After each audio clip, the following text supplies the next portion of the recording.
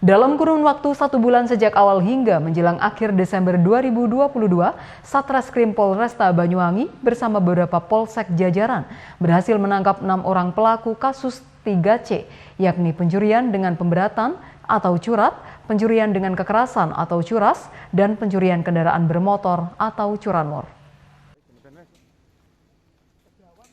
Inilah para pelaku curat, curas, dan curanmor yang berhasil dibekuk oleh anggota Polresta Banyuwangi.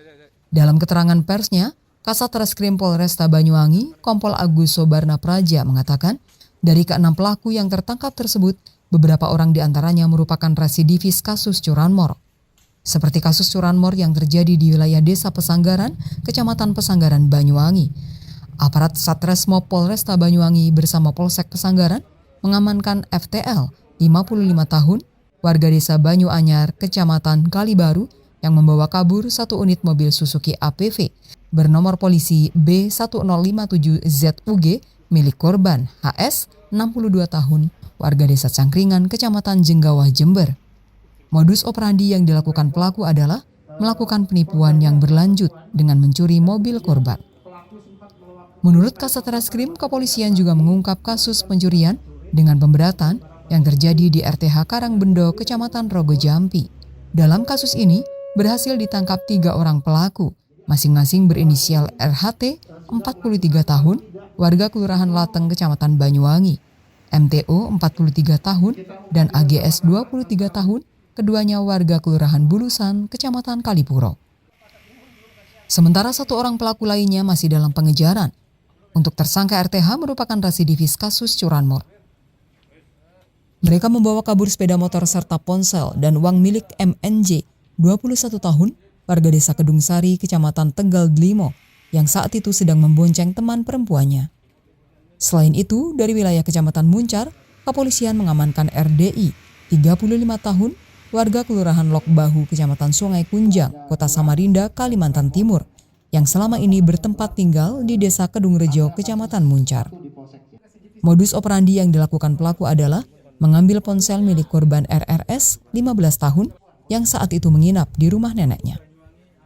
Selain berniat mengambil ponsel, pelaku juga akan berbuat tak senonoh terhadap korban. Karena korban melawan, pelaku memukul dan menusuk leher korban menggunakan pisau hingga mengalami luka cukup serius. Dan yang terakhir, Satreskrim Polresta Banyuwangi menangkap HNN, 43 tahun, warga Desa Sumber Gondo, Kecamatan Glenmore, setelah melakukan penganiayaan terhadap MT, 68 tahun, tetangganya.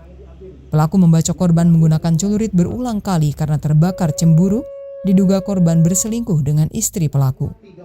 Penangkapan ke-6 orang tersangka ini berdasarkan 7 laporan polisi yang diterima oleh pihak kepolisian. Kita juga mengungkap kasus penganiayaan berat yang terjadi di Polsek Glenmore.